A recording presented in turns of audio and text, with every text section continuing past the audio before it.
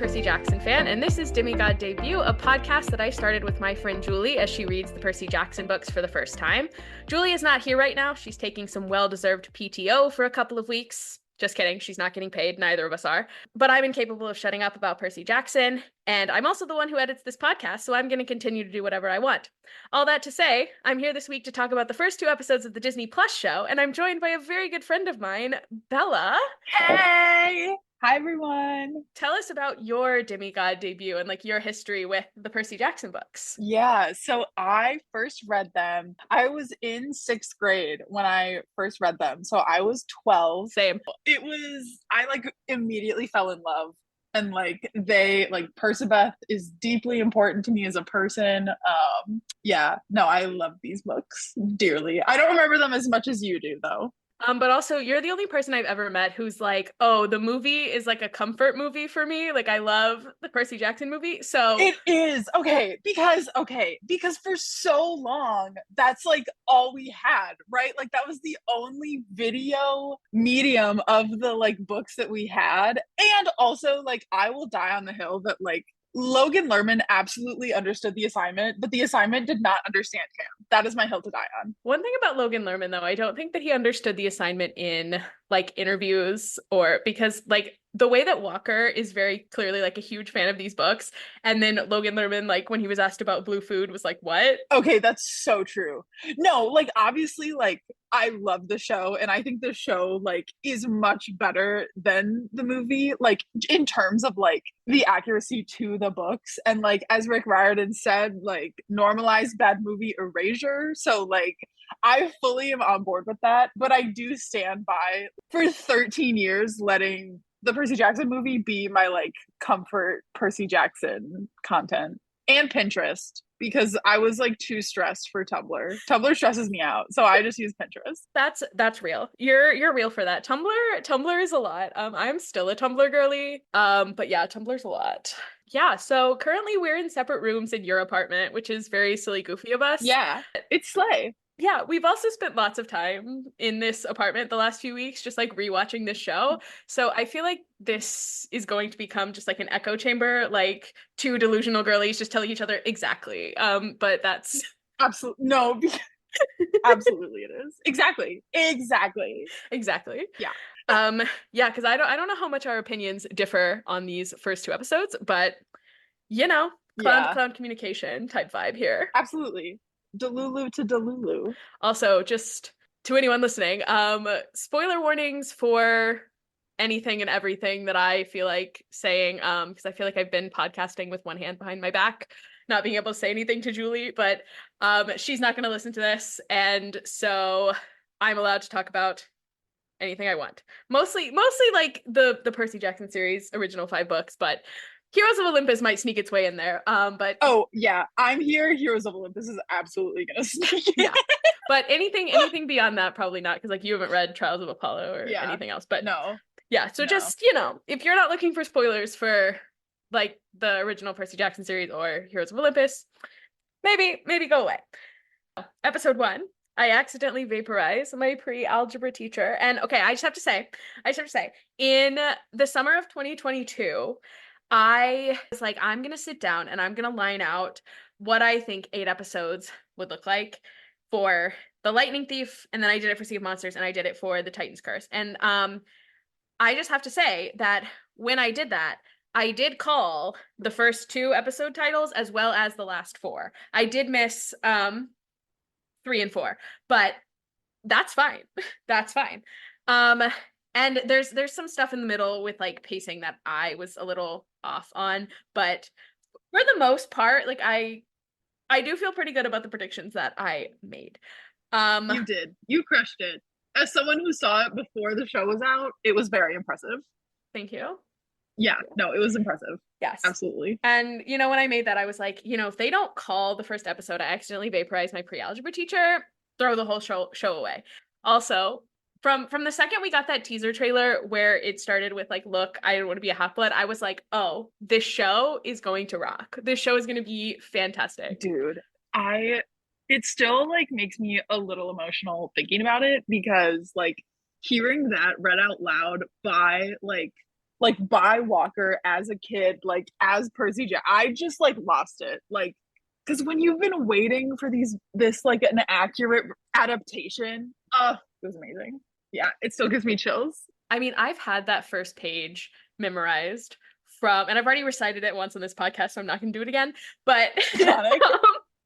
like, it's not like word for word accurate from the Yeah. book, like they do pare it down a little bit. But Right. I Yeah, mean, yeah. as they should. It's kind of long. No, I'm glad they kept like breaking the fourth wall in that way. Yeah, so basically this intro cleared my skin, watered my crops, gently kissed me on the forehead and tucked me into bed, like everything that I needed. Absolutely. Way to Yes. just like keep the heart and also let everyone know that like this is different. It is. Yes. And like, which is just so beautiful and so well done. And like, applause to all the people involved in that. Yeah. So we did get to see the first 10 minutes at that like 92 NY show that Rick and the kids did. Yeah, don't worry about Don't it. worry about it. And it changed my life then. Cried like the whole Yeah, time. continues to kill me now. It does a great job kind of setting the scene, and I like the having the Percy narration throughout the whole thing, like telling us about how things have been hard. I liked the little blackjack cameo that we get. No, because the way every time I see Blackjack in one of that opening like sequence, because I know, because the way that like they are so important to each other and like they become so important to each other and like so anyways, hi Blackjack, hi baby girl, I love you. I don't know. I think it's cool to show how he's seen these mythological creatures throughout his life. Like that like rhino creature he sees out the window. Love. That goes into the garbage truck. It's so good because like as someone who like my brain sometimes struggles to like picture things in the way that like Rick wrote them, which has nothing to do with Rick's writing and it's like legitimately a me thing. That it's so cool to like actually be able to see like the mist working in like real time like that and on Percy is super cool. I also am someone who can't really picture things, and I think that's why like when the casting was announced with that like and they didn't look, as they're described in the book, I was like, okay, like this is who they are because I'm like I had like a vague picture, I guess, of Percy in my head, but I have such a hard time like picturing people while I'm reading, like unless I can picture somebody that I know as that role or like an actor or something. I pictured myself as Annabeth because like I'm blonde As you and should. like Absolutely. I was like, she's the coolest person alive, and so like Absolutely. I'm her, she is me. Obviously. But like that was not hard to let go of because No, I completely agree. Like I remember when like the cast was dropped and like as I've gotten older, I think like with maturity and age comes like, hey, not all like book to screen adaptations are going to be like verbatim to the books and that's okay. Because like if you're telling me that this trio is not like the most to the books characters you could have had, like you're lying to yourself. Like what they look like, I'm sorry, has nothing to do with like how they act, right? And like the facial expressions they can give you. Like that is just one minuscule piece. And like if you're really a fan of the books and you're gonna get hung up on what these kids look like, you can fuck off. Because like these kids are so incredible. Arya and Simhadri, don't talk to me. no, and I love and adore all three of the children, but like the one that initially impressed me the most was Arian because Grover has never been a character that has like really clicked for me. Like I'm like, okay, Yeah. he's Grover. Like he's kind of our silly, goofy, anxious friend. And yes. Anxious king. Yes, an anxious king. And I love him, but also he's not one of the characters that I like imprinted on as a child and like Absolutely.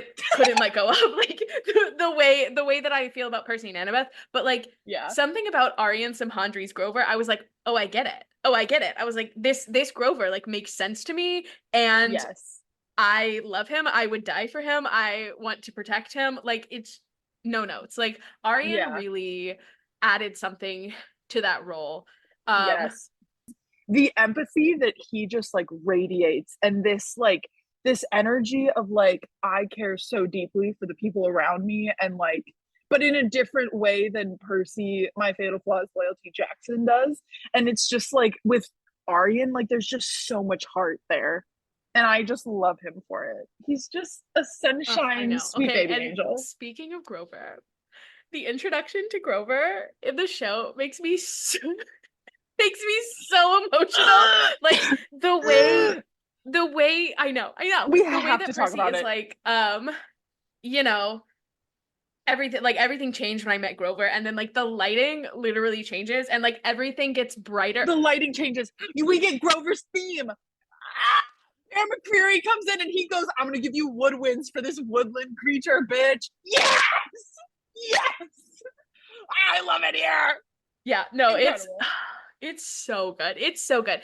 And like just Yeah, no. the way that like Percy seems so much happier and so much lighter like when he's playing Mythomagic with Grover and like I just it's a great use of the medium that they're using to tell this story. Yes. And Yes. no notes. No notes. No notes. So good. And okay, if Disney's really dropping the ball on merchandise here because the fact that I'm not a Funko Pop girly, but I want an Annabeth Chase Funko Pop like more than I want anything Absolutely. else ever. Absolutely. I want Aaliyah Savaid Jeffries. Exactly. Annabeth Chase Exactly. Funko Pop. Exactly. Absolutely. And the other thing I really want is I want a Mythomagic game. I want a Mythomagic game. Like I want to finally understand the rules of this game and I want to play it. I want to have a board game night in which I can play Mythomagic with my friends. That's all I want. That's all I want. Yeah, you're going down. Interesting that you think that. I'm talking smack about a game that doesn't exist, but you're going down. So like if I have to make it myself, I will because I want to I know you will. so bad. I you know one thing about you, you absolutely will. Anyway, Percy and Grover, besties of all time, and I love it. I love them. Also, okay, the opening shot of the Met. You know what I'm about to say because every single person in my life has heard me talk about this because I'm annoying. Because okay, I do live in New York. Fun fact: the hot dog carts outside the Met in the opening, the vibes are off. The vibes are off. Like it really doesn't matter in the grand scheme of things, but oh, not at all. But it's important. the hot dog carts are missing some of the like they have like different advertisements for like the things that they sell and like they have usually an umbrella like they're a little more like they're not just the white boxes and I don't know why but that is something that like I'm like no, the one in the show is definitely a bit lackluster. Like they have much more pizzazz in real life. yes. Like those carts on Fifth Ave, dude, all the way up into Central Park, like they're kind of iconic. They're kind of colorful, like they're really like fun. And I know like you and I went to the Met like a bit ago to like scope out because of who we are as people. To see the statue, the statue from the show, yeah. Yeah. Because, you know, we're normal and we like things normally. So it was just like fun to see like, yeah, the hot dog carts outside the Met are like definitely a bit more like fun than in the show. But you know what? I'm still not going to take any points off. Where are my biblically accurate hot dog carts? Where are they? Not in the show. And you know, if that's my biggest gripe with the first episode, something that literally doesn't matter and matters only to me because I am trying to be a pretentious New Yorker, we're doing pretty well. We are. But speaking of other inaccuracies, when we went to the Met, that Perseus statue is not in the room with all the other statues. It is actually with the European statues because it's made by like an Italian guy in the 1800s. Like it's actually not Greek at all. And it took us a while. Let me tell you, it took us a while to find the Perseus statue. We wandered for a very long time. We were like, where are these statues? And you know, that's one of my gripes with the Met. I feel like it's hard to find things and very easy to get lost in there and a bunch of stolen art. That too. You know, I'm okay with them moving that statue into that for that shot of like Percy looking up at the statue of his namesake, like, makes me feel so many things. And because then it was still with like all the other Greek and like Roman artifacts and stuff, which I think was like a great touch. And they got the floor right. Yeah. That is true. The floor does actually look like that. You know, I also feel normal about him looking at that statue and then cutting to the Sally in the past, telling him about Medusa and telling him the whole Brave the Storm story and do I have permission to thirst over Sally? Or should we do it later? I was gonna save it until we like see her in the rain, but Oh, yeah. Let's wait. Yeah. let's wait. I have lots to say. Yeah. Great. I can't believe we're scheduling our thirst. Gay on the main, bitch. Also, the not everyone who looks like a monster is a monster. Not everyone who looks like a hero is a hero. Dying. Love. Yeah. It's sorry. Yeah. I'm having a time. Okay. I don't know. I really liked the change to have Sally telling him about the things, because I feel like she kind of knew that him ending up in this world of the gods is like inevitable because of who his father is. And I like the idea of her preparing him the best way that she can. Yes. And that is making sure that he knows the stories and making sure that he goes in with a good head on his shoulders and like he knows who he is. And I love it. I love it. The theme overarching of the show that like Percy has his own morals outside and values outside of what is normal for half-bloods to have is so important. And I love the way they did it with Sally and like having Sally be like the leader of, like, she says it in the show at some point of like, I want him to know who he is before like the Greek mythology world tries to tell him who he is.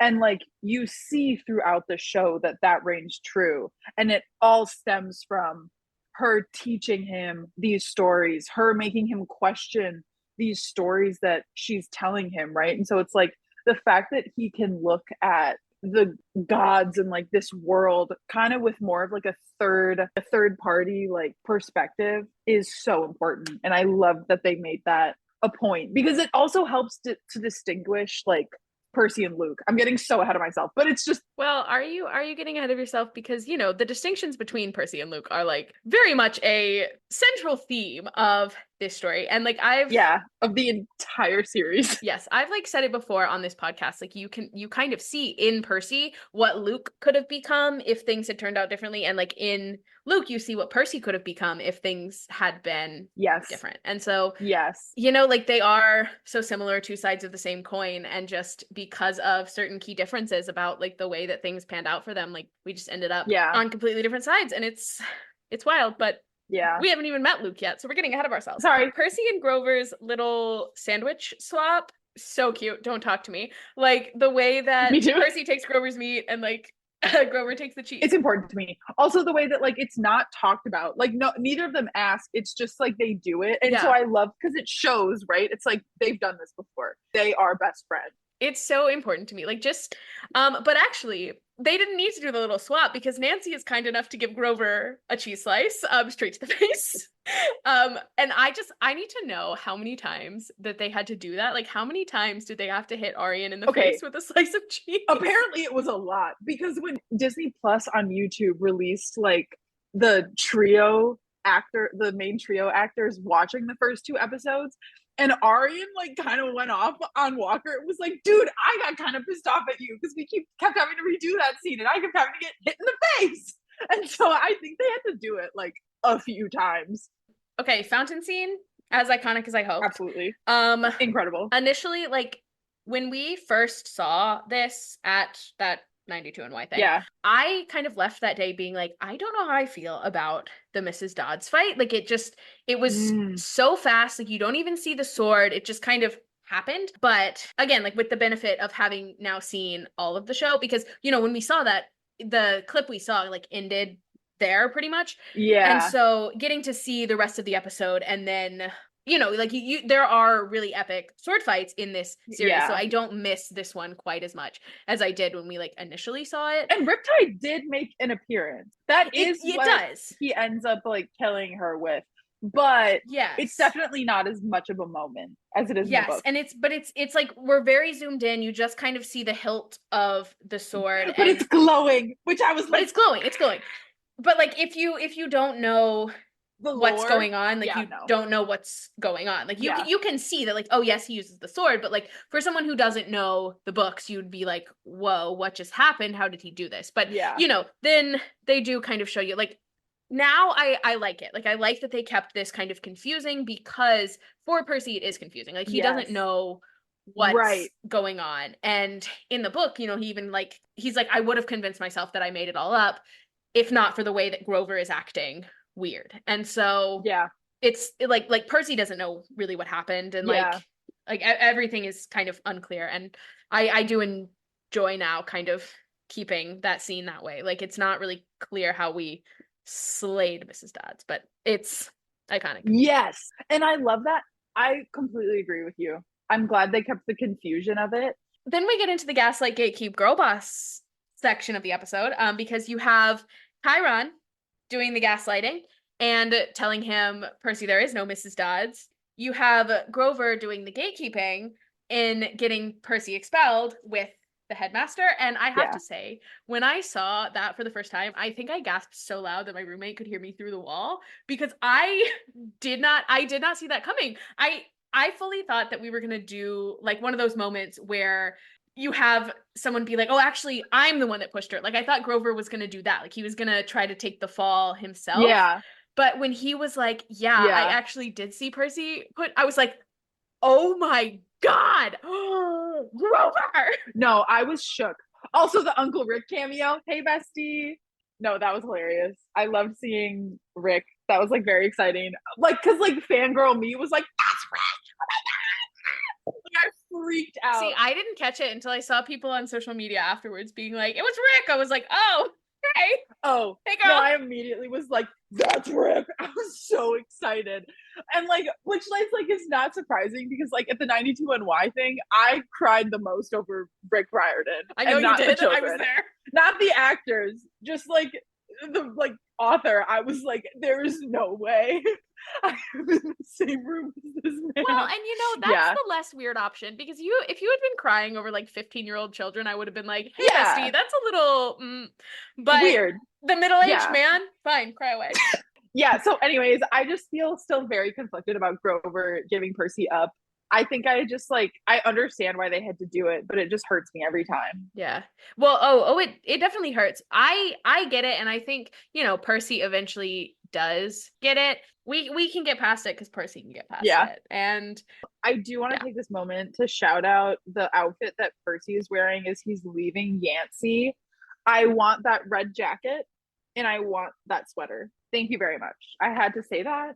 I love that red jacket. I want one. Yes. And I mean, I know the red jacket is there so that we can do the whole like Matador moment with the red jacket with the Minotaur later, which Sally Jackson marry me challenge. You notice we did Gaslight Gatekeep and didn't do Girl Boss. That's because she's coming later. Sally Jackson. Anyway, but before we get to the Girl Boss, we have to talk about the man, aka Gabe. How do you feel about Show Gabe? Show Gabe is fluffy and so nice compared to Book Gabe. True. Book Gabe, I was like, I want to light you on fire. Show Gabe is just kind of a dumbass. Mm-hmm. Like, honestly, that's his biggest flaw, is that he's just stupid and he's like a douche, Like, because like Gabe in the books is an abusive, like horrible person, whereas like Show Gabe, like you see that Sally still has power in the relationship, right? Because in the book Sally is pretty much powerless in that relationship. Like there's a lot of power dynamics at play. Like her only acts of rebellion are blue food, and she kept her name in the book. And like she continued to do that in the show, which slay. But like the whole scene where like she's like, you make this miserable, I'm not gonna get you your sandwich, and we're not watching the game together. Like she has power, right? Like I know it's through yelling and it's still very dysfunctional. And it's like not great, right? Like it's definitely not the healthiest relationship I've ever seen. But compared to the books, it's not it. I mean, he's a shit dick and I hate him, but like he's not nearly as like hateable. Because I honestly like I just kind of want to make fun of him. I sort of wonder if they were trying to go for a more, not necessarily realistic, but maybe more common picture of what an abusive partner can look like. Because in the book, he's very much like a stereotypical abusive partner. Like this is the kind of man that you would expect to be like hitting his partner. Yes. Which like, is what happens in the book. But also you can kind of see that like this show version of Gabe like does kind of make their home feel unsafe for Percy. Like he doesn't like him. You can also see like the boundaries are whack. Not there. Like the way he answers Sally's phone and the way that he spends all his time sitting on the couch gambling, like when Sally's the one that has a job, like that's Yeah. He kind of sucks in a different way. Yes. But I don't necessarily think it's like we made him not abusive. I think we just made him like less intense. And I think, I don't think I needed to see like I'm glad they did it the way they did it. Let's say that. Like, I'm very glad yeah. they made him. I think you're right. Like, he's more like subtly abusive, but it's still abuse. Like, because you're Yeah. so right that, like, yeah, there is no sense of like boundaries. He will absolutely not respect any boundary you have as a person. To live with someone like that, that's hellish. Yeah. Well, and Julie and I had a conversation about Gabe, and like he is absolutely the kind of man who does not split the like domestic chores with his partner. Like he is very much the kind of man who like still expects Sally to like have food on the table and like do all the cleaning and everything, even though like she's the one that's employed, and like that. Right. And it's like you Not, can actually choke on your own dick, sir. no, Like exactly. I have no patience for the like willful just like ignorance and like the inability to fucking take care of yourself. Get fucked, dude. I hate you. Yeah, let the record show I still hate show Gabe very much, because Sally Jackson, I could treat you better. Thank you. Sally Jackson is the girl boss, queen among women.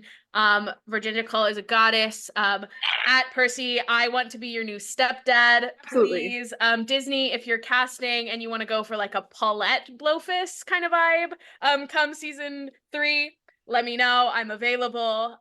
Yeah. Hi, Sally Jackson, marry me challenge. I'm here. I'm willing. Her little sad girl in the rain moment. I'm gonna recreate that on my fire escape. She comes in, she's all wet. Like she's got the most like mom outfit on with like the cardigan, the jeans. She is working it so hard. Absolutely. And I'm like, she's everything to me. Oh, this is for the girlies, the girls and the gays. This absolutely. Absolutely. They said Sally's actually gonna be the baddest bitch alive. And we said, oh, for sure. And she is. Love her, adore her. Iconic. No, I love her. I love her so much. I would marry her so fast. Yeah. It had to be said. It had to be said.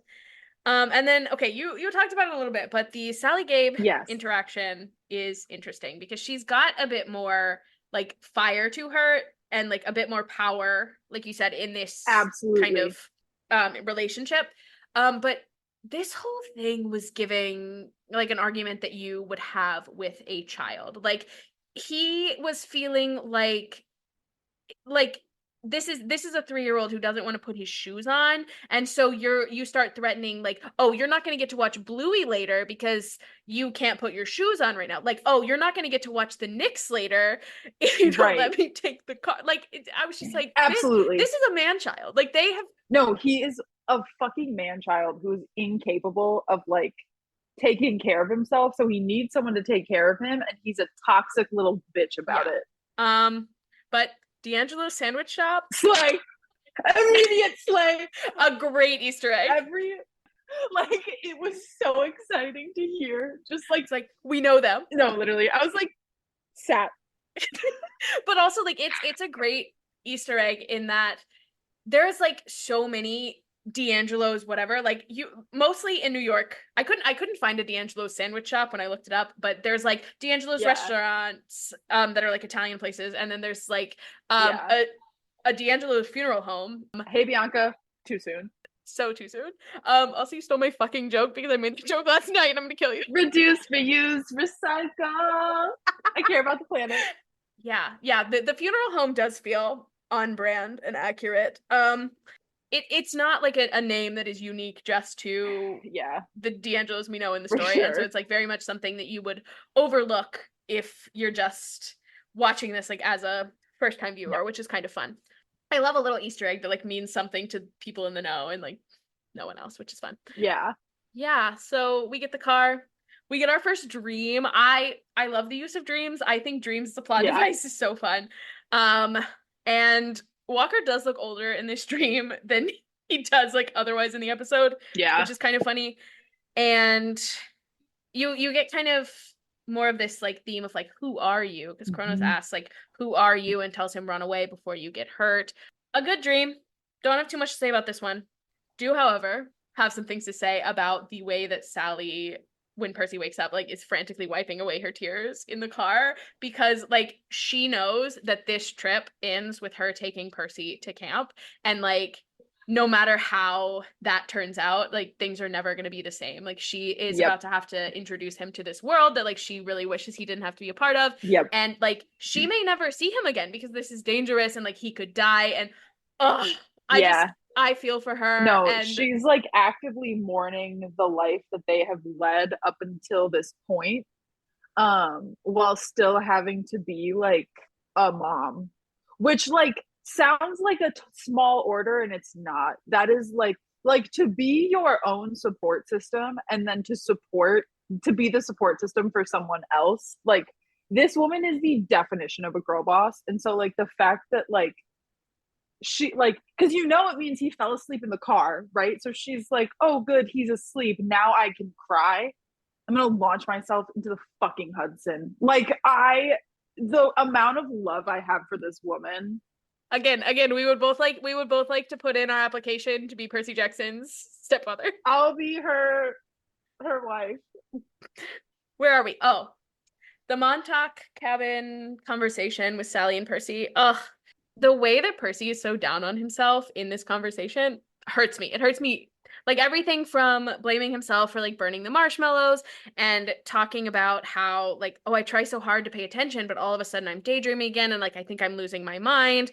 And I'm gonna have to reference episode 7 here, because the way like when Sally's trying to get him into that school, the headmaster is like, we don't have the psychological services that your son needs, like seeing things that aren't actually there. You can just tell from the way that he talks about this that like adults in his life have made him feel like he is not all there, like he's losing his mind, like he is seeing these things, like things that don't exist. And and just the way that like the things that you have been told kind of sink in and like become a part of you, and just like, Percy baby, you're not losing your mind, like you just don't know all the everything yet. Like Yeah. No, the way Percy's like, Mom, I have schizophrenia and you will not listen to me.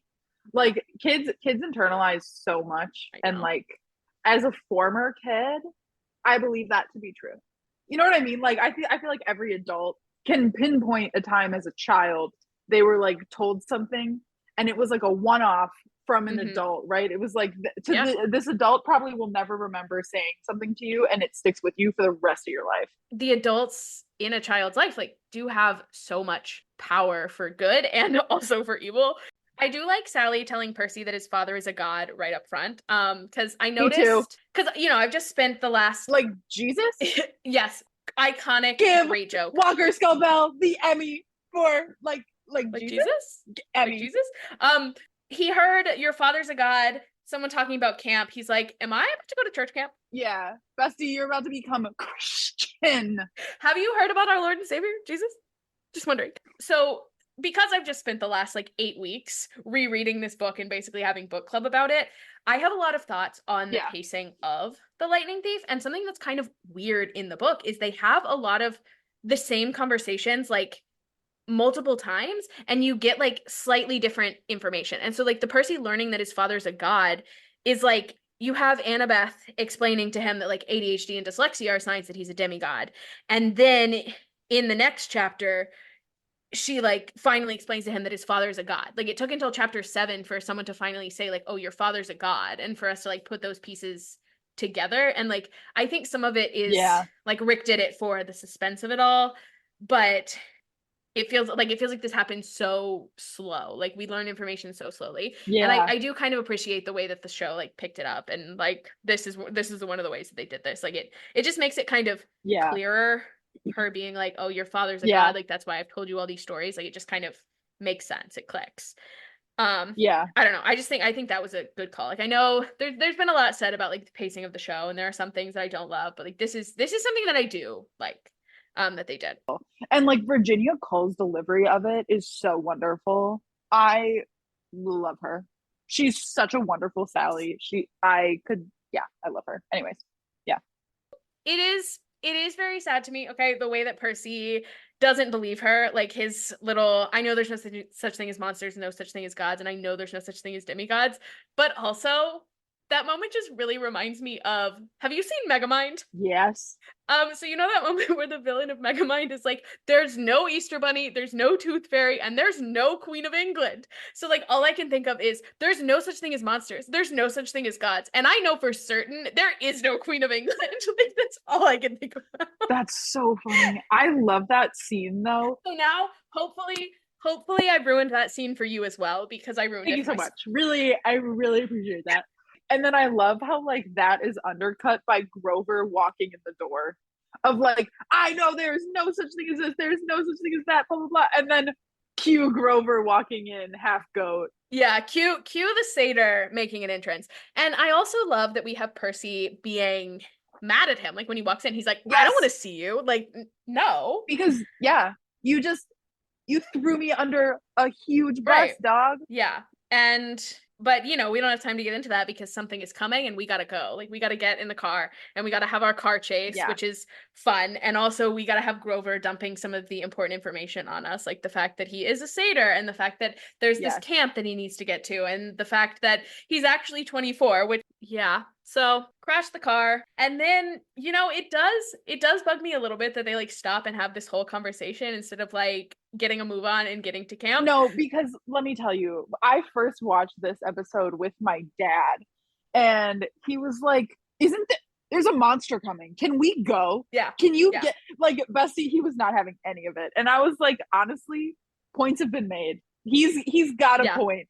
They definitely took too long at Yeah, for that sure. point. However, I loved all the dialogue that was happening. Oh, yeah, like it's a very important scene and I'm like I'm glad that we got it, but also it's really frustrating to watch because you're like, "Oh my God. Yeah, Oh my no, God, you have to keep moving. Like why are you just standing there? Why are you yeah, having this whole conversation about like you're not broken and hold fast?" And like they're all yeah. great lines. They're great lines. They're great lines, but oh my God, it stresses. Hold fast also, I know you know this, but that whole just like their use of that makes me feel a lot of things. I kind of hope that that continues throughout the series, like in the future. Me too, because like Hold fast, brave the storm.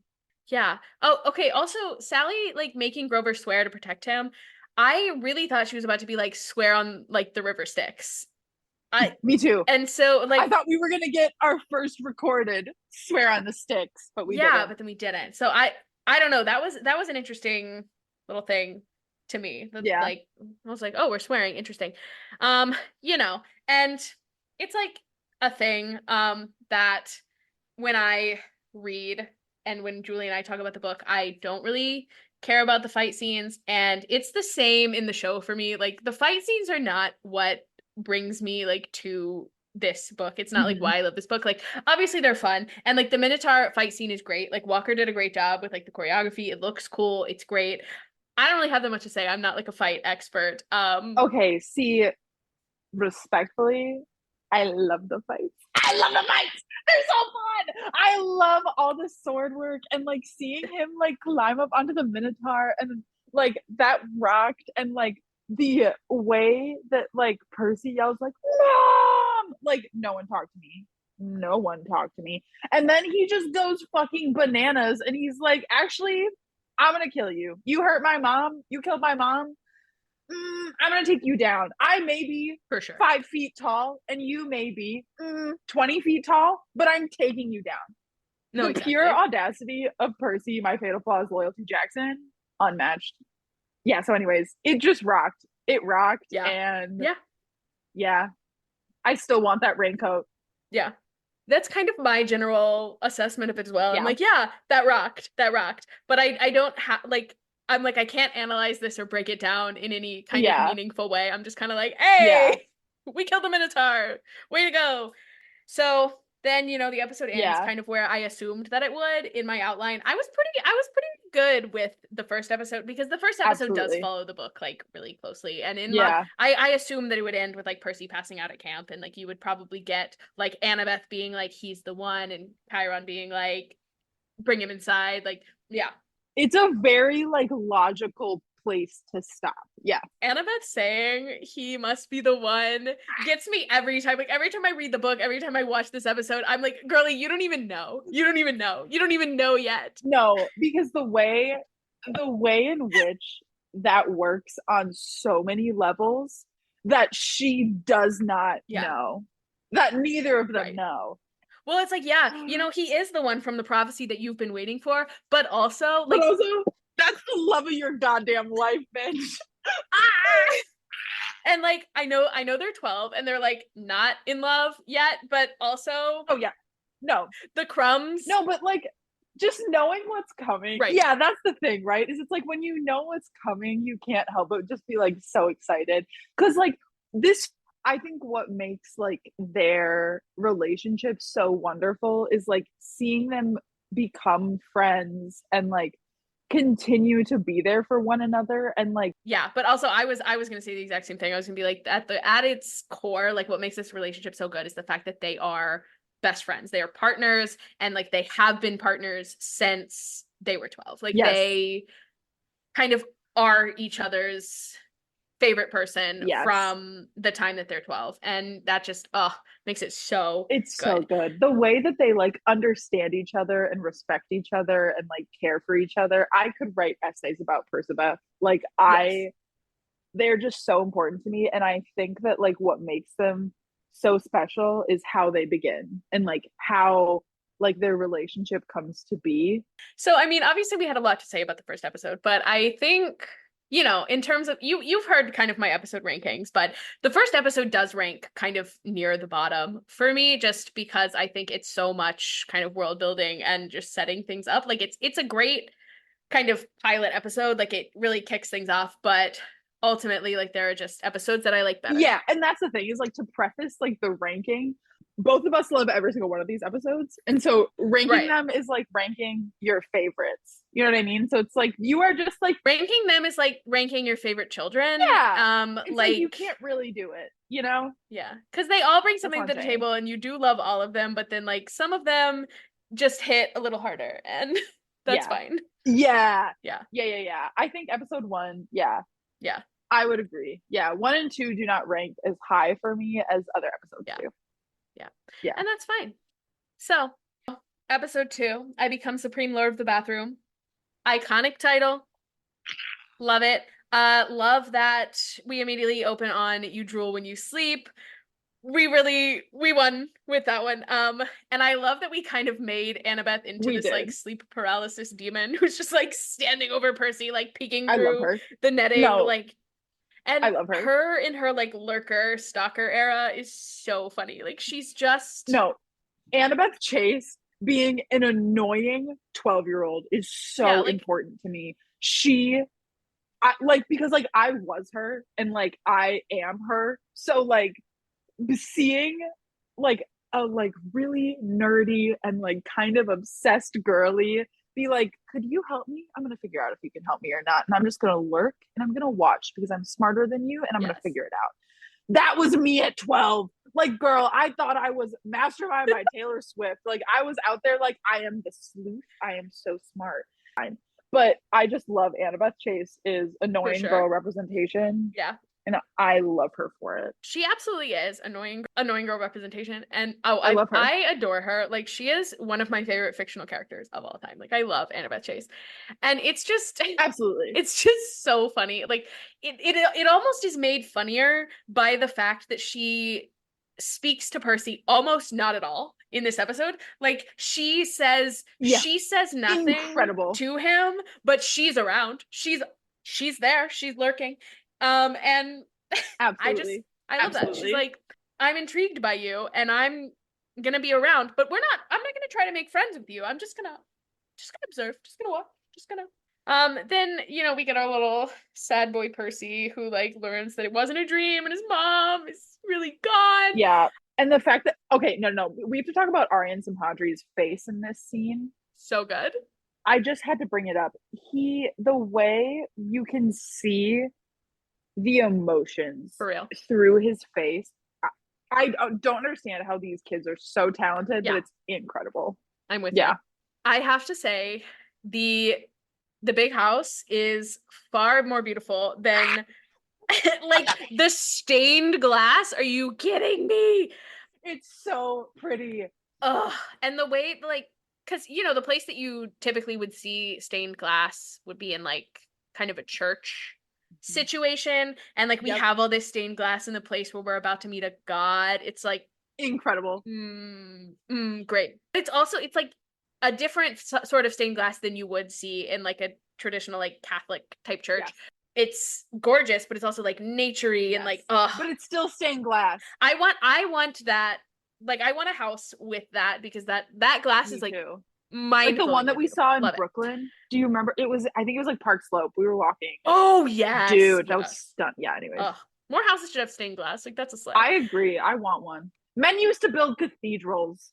Yeah, meeting Mr. D. I think Jason Mantzoukas is perfect for the role. I think he's so funny. What a little bitch. No, because here's the thing. I call a lot of the gods little bitches, but like Jason Mantzoukas as Dionysus is like little bitch, but why do you like kind of love him? Whereas like Zeus in this series, I'm like, you're a little bitch and I fucking hate you. So it's the difference is little bitch parentheses affectionate and little bitch parentheses derogatory. That's yeah. No, I'm with you there. I'm with you there. Yeah, like the whole I'm your father and you should go get me this wine and then we can have a conversation. No, because like that's funny. A mess. I'm sorry, that's funny. It is funny. This bitch is immortal and has dealt with demigods for I don't know ever. And so the fact that he's like, it's just another one. It's fine. He'll figure who he is eventually. I need wine. I respect the hustle because sometimes I also need a glass of wine. Okay. It's also a very funny way to kind of introduce us to this idea that like demigods are needed to do like errands for the gods that they can't do themselves. Like, yes. 10 out of 10. Yes, No, that was such a good way to do it. The other thing about this that like gets me is like, when Chiron comes in, number one, Percy's like, you're a horse. Like that kills me every time. But incredible. then no, Percy's face, incredible. When Chiron like takes Percy away and Grover like watches him leave and he's like, this doesn't feel right. And Mr. D goes, what? Success? Like, that's out of pocket.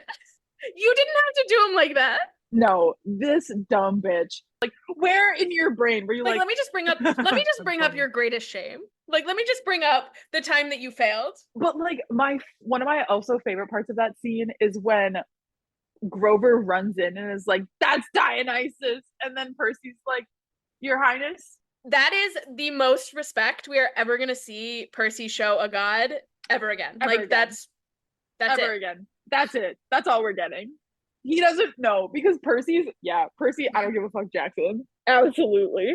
And okay, I have to say, camp looks simultaneously like exactly what I expected and also nothing like I expected. Like, again, we talked a little bit about having trouble like picturing things, and I only ever pictured Camp Half-Blood as like summer camps that I went to as a kid, because like that was kind of the reference that I had. And so this is obviously very different, and like I knew it was going to be different. Right.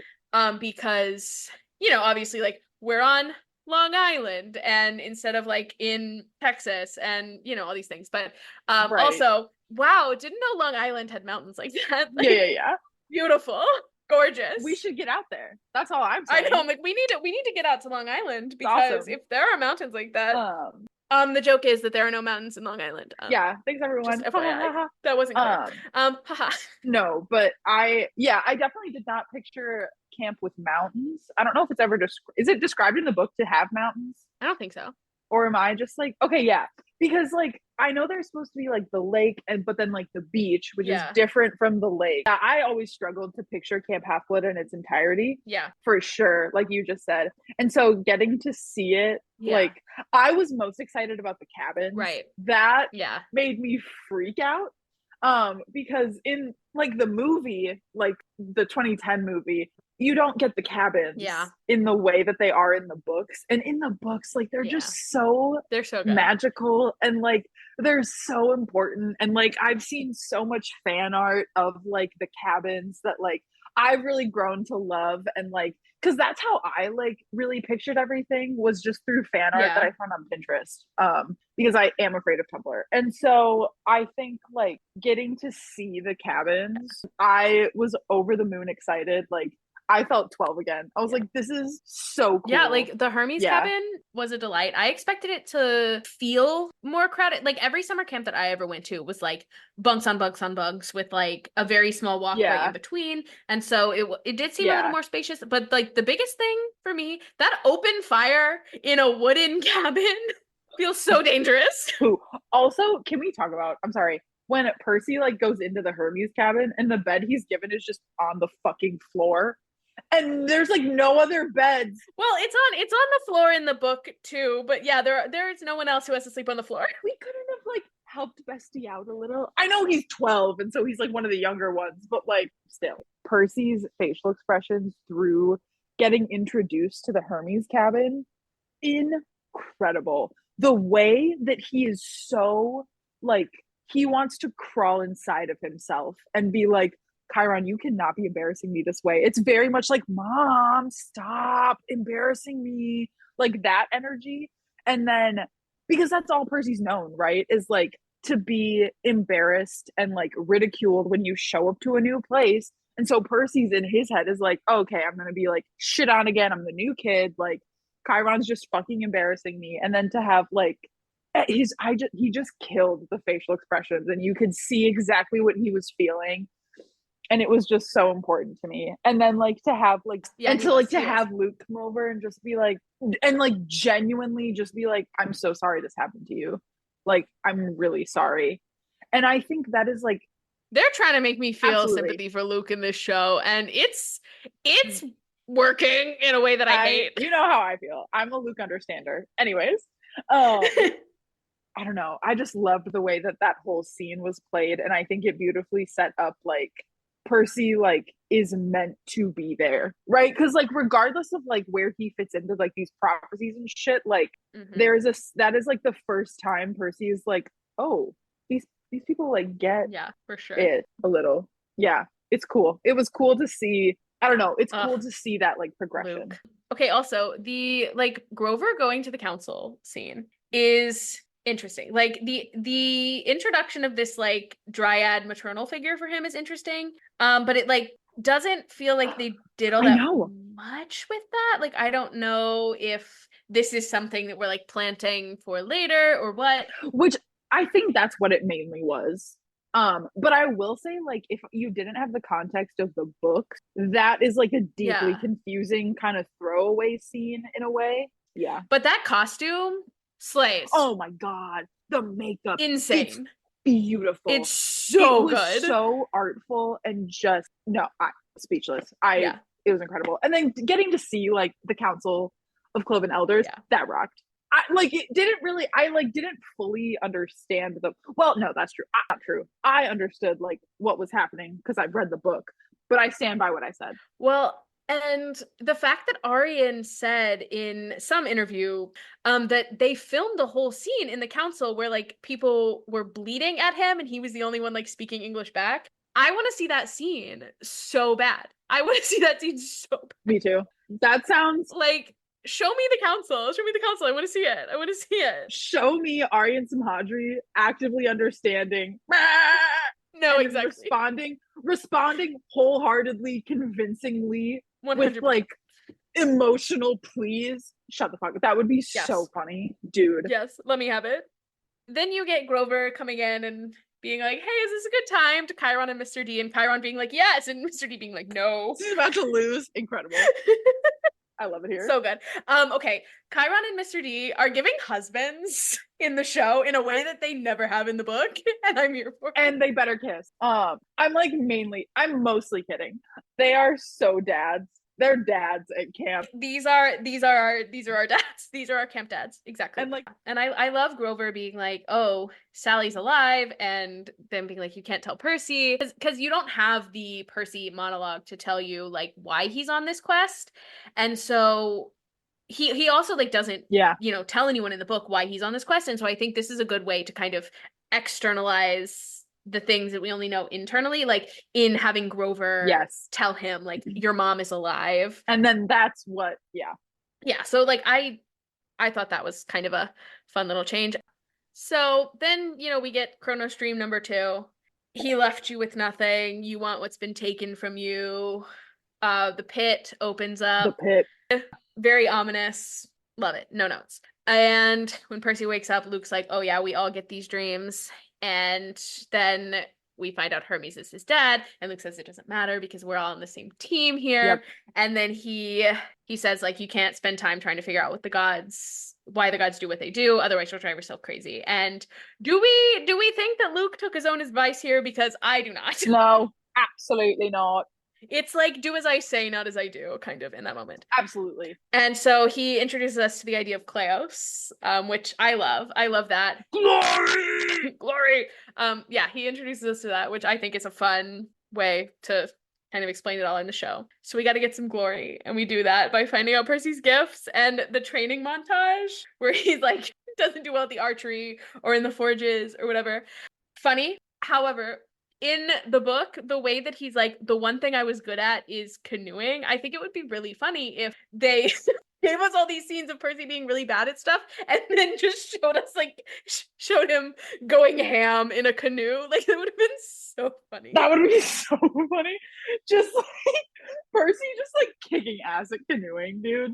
Yeah. That's so funny. So that I would have added a canoe moment.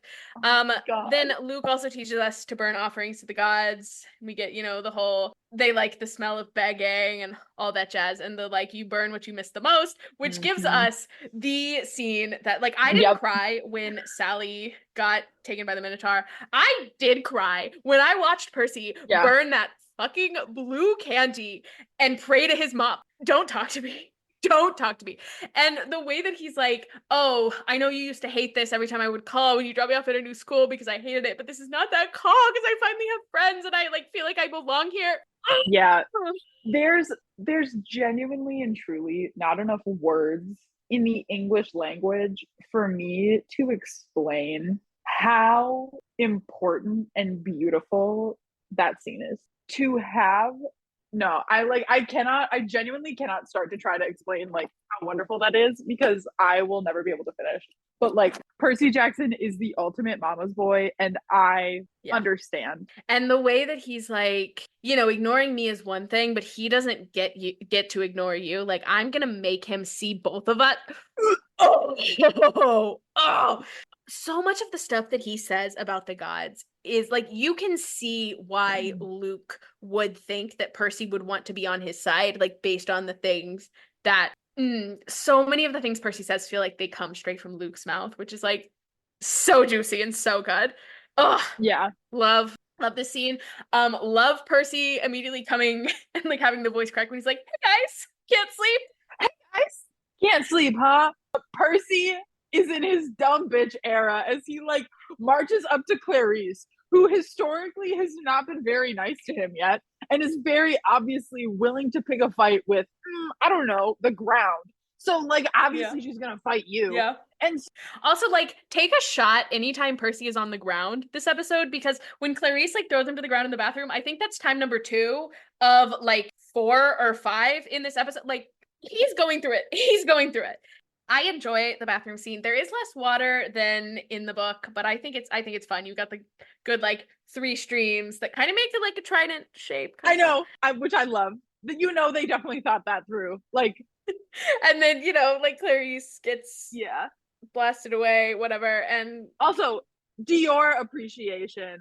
What a legend icon star. Truly one of the like an incredible Clarice. Like, and I'm a Clarice apologist in a way that I'm not a Luke apologist. Like I am a Clarice apologist because I support women's wrongs and I love her. She's also Clarice is also a lesbian and no one will convince me otherwise. Thank you, next. Oh, absolutely. 100%. Like I said what I said. No, I'm with you there. there. I love Clarice. I think she's such an interesting and fun character, and just I can't wait for season 2 because that's the Clarice season, and here for it. I will say I appreciate this kind of Annabeth interaction, like their first real meeting being after this. I also appreciate that this time Annabeth did not get covered in toilet water because show Percy knows how to treat a lady. Absolutely. And because she's not spared by the bathroom incident in the book, but yeah, I don't know, I appreciate her just being there and him being like, are you stalking me? And her being like, yeah. And what about it? What about it? No, the Love it. amount of absolute sass that we get. Honestly, it's I wouldn't even say it's like sass, but just like the amount of like indifference that Annabeth has towards Percy's like utter bewilderment of like what is going on. She's like, yeah, you're like a demigod. Shit's gonna happen. She's my queen of no social awareness. Like she No, I love her. she is, and I mean I said it I in love her. regards to her in the book. But she is absolutely that kid who like would eat lunch in the English teacher's classroom because she has no real friends and her only friends are teachers. Like Annabeth is Mhm. like absolutely hanging out with Chiron because all the other campers are like, You're annoying as fuck, you're annoying and you're weird. And she's weird girl representation, and and I I love love her that. for it. Love her. Love her, love her. Yeah. So Luke does a lot of explaining. So like he and Percy have a lot of Yes. conversations. He explains a lot to Percy. And so it's and a lot is explained to Percy through conversations in the book as well, but they're like conversations with Annabeth versus like Luke. So we've just kind of swapped out the person Yeah. doing the talking. And I don't hate like everything that they say feels like an actual conversation that like they would be having. Like it feels right and accurate. I But agree. I do kind of wish we had gotten a little more Luke Annabeth interaction. And I still feel that even now seeing the whole thing, like I wish they had kind of hammered that in a little bit because like there are like little things that you could have done, like little interactions you could have given them that like really make it seem like, oh, they do see each other as Yeah. like siblings. Like he does see her as a little sister because like he says that, but I don't know that we See really it. Yeah. see that, which is fine. I mean, I know we have a limited time. I just hope in season 2 we get some flashbacks to their time on the run. Like we get a lot more references to like Thalia and stuff in book 2. Yeah. And like obviously, you can't give us that yet because you can't cast Thalia in season 1, but Yeah.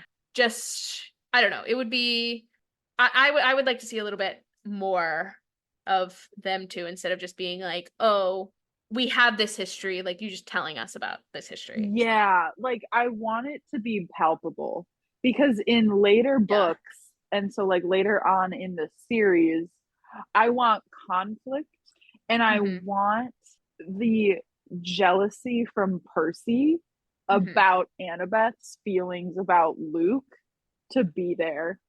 And I want Yeah. to see Annabeth like so conflicted because that's the thing that like Yeah. ties the whole fucking big Right. prophecy together Right. is Annabeth and her feelings about both of them, and then Luke and Percy's feelings about her. You know what I mean? Like the three of them Right. Like play such a huge fucking role. And so like I hope that like as the series continues, they dig into that more. And yeah. I think they just Yeah. didn't have time to do it in this first Right. season because they didn't know if they were going to get more seasons. And so they were like, if this is going to be one and done, we can't open that can of Right. worms. But I'm hoping that since they got season 2, they start planning ahead more Yeah. and that we get that juicy lore. Yeah. I definitely don't think that it's too late to kind of build that in. And I also like I don't hate moving away from the Annabeth has a crush on Luke plotline because I think you can still get the jealousy just from like Oh, absolutely. Percy not knowing like if Annabeth would choose him over Luke, Yes. like if it came down to it. Yes. And I think like romantic feelings aside, like he just doesn't know Yes. like which of them at the end of the day is more important to her, like which one she would choose. And I And think I want that to be more confusing for the yes. viewer. Like I Yes. want the viewer to also be conflicted about how Yeah. Annabeth feels because it's like at the moment not convinced at all. She likes Yeah. Percy way more than Luke. But in the way that book 2 is like the Clarice book, I also think it's the Annabeth book because like book 2, you're retelling the Odyssey, but Percy is not playing the role of Odysseus. Annabeth is Odysseus, like in this Mhm. story. And so we learn a lot about Annabeth in book 2. And like in that we also learn a lot more about like her history with Thalia and Luke, like kind of in preparation leading up to like the way that book 2 ends. And I think it's definitely not too late to hammer in on this relationship, but I wish that they had given us just a skosh more in this first season, basically. I do, however, like the way that they've kind of coined Forbidden Child as a name for like kids of the big three. I think that's really good. Like it's a good snappy little I think name that's that's fun. like very easy to. Also very funny when Percy's like, Annabeth has been watching me. No. And Luke's like, oh, she does that with everyone. Can you tell her to knock it off? Like, No, I love her. my queen of I no love her. social skills, making everyone uncomfortable by her lurking. I love her so much. Um, and speaking of no social skills, when they're like walking to the post in Capture the Flag, like the way that she says exactly nothing to him, like she's literally walking in silence while he is rambling. Or like even just the not you, sunshine, you're with me. I love her. Amazing. Your Honor, Amazing. I love her. You can count on like one hand the amount of lines that Annabeth says to Percy in this like episode. It's so funny. Which is so good because like she's meant to be this like he's meant to be confused by her. Yes. And I love it. Oh my god. Yeah. Her fixing his strap. Don't talk to me. No. No one talked to me. When he trips and falls and then she just like watches him, doesn't help him up. Just and the fact that she explains none of what he's supposed to do. The conch horn blows and she's like immediately vanishes and Percy's like, what? And she's like, oh, it's a gift for my mom, and then like vanishes again. Like that's not hello. Yeah. But she's like, he doesn't need anything to play this role that I have assigned him. And no, she's fine. Like, he's just gonna be here. Because also, would Percy have agreed to be the bait? Probably not. No. Oh my god, no. He would not have. Montage of Percy fucking around in Capture the Flag, gold. Yes, so good, so important to me. Yes, and knowing that like if that Annabeth was there the entire time, just watching him fuck around in the woods. Then we get Clarice showing up. She's brought two friends, and she girl bosses a little bit too close to the sun here, going after Percy because she does. Despite him being at camp for like 2 days, he really holds his own against Clarice, which is because he's the main character. Yeah. And, you know, he breaks Clarice's spear. Great. This fight choreography is excellent as well. Oh, it's so good. It's just Percy's on the ground again. And again. And yeah, Percy's on the ground multiple times. And, you know, then you get the reveal of Annabeth, like, you were there the whole time and you didn't help me. And then instead of explaining herself, she just pushes him into the water. Because it's a one-handed shove. That's important to note. Leah did. Right. Leah wanted to give the two-handed shove, but they told her she couldn't. And TBH, Leah, I get it. I feel like it would have been fun too. But like, fellas, find you a girl who, instead of explaining why she set you up and used you as bait, just pushes you into the water to prove her theory that your father is the god of the sea. And who's right. Let the record show. She is giving like 6 steps ahead of everyone else. Like, if you're not with me, you're behind. Like, get with me. Like, I do enjoy that. Like Luke said, she's 6 steps ahead of everyone else. Absolutely. And then like she's doing all this work behind the scenes and like putting the pieces together. And she was an icon, a goddess, a queen. So my initial prediction was that episode 2 was going to end with Percy getting claimed, just because that felt like kind of a natural conclusion. But also I understand why they kind of sprinkle in the quest.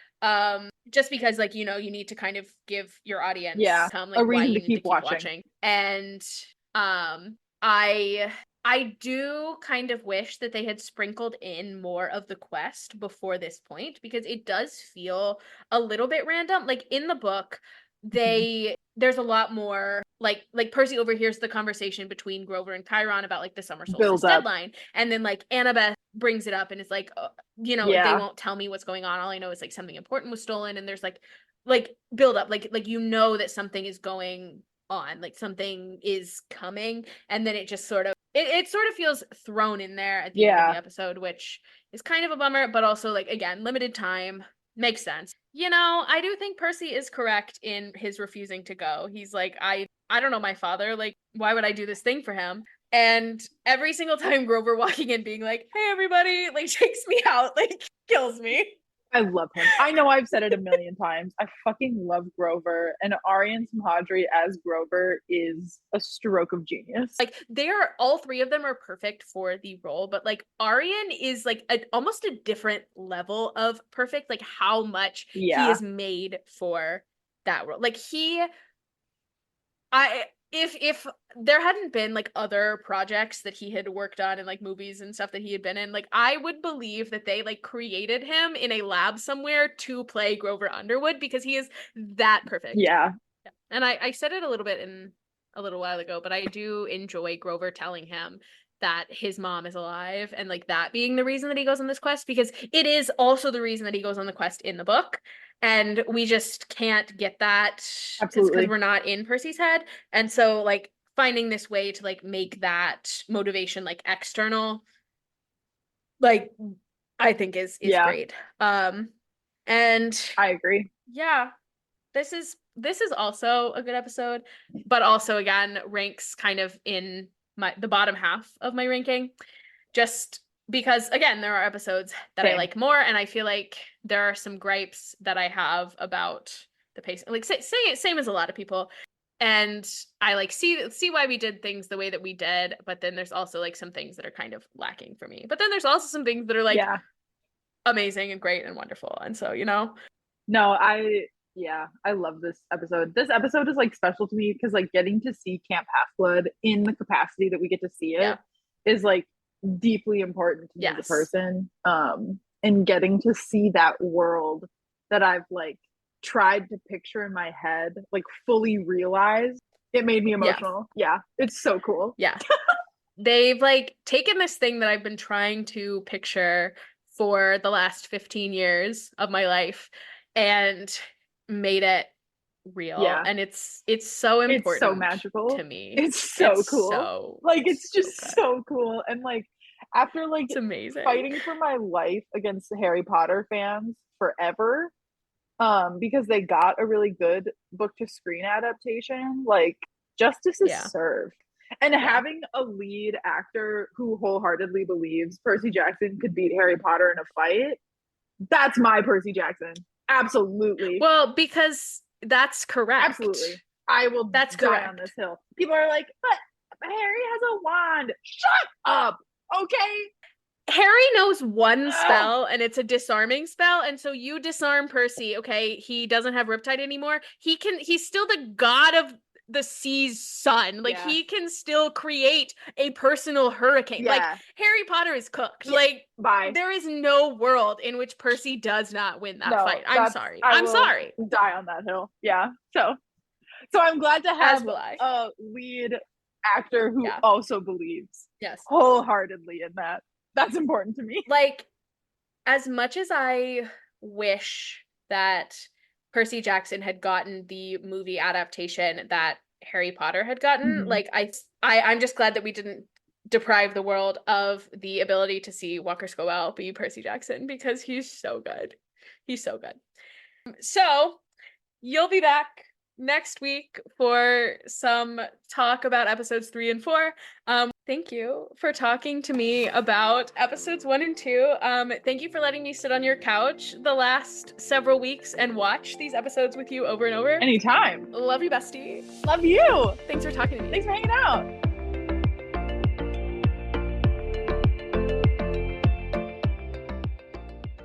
Hey, thanks for listening. If you want more unhinged content from me, you can find me running the podcast socials, posting memes and fun little things on Instagram, the social media formerly known as Twitter and now TikTok at DemigodDebutPod. Catch you later. Bye!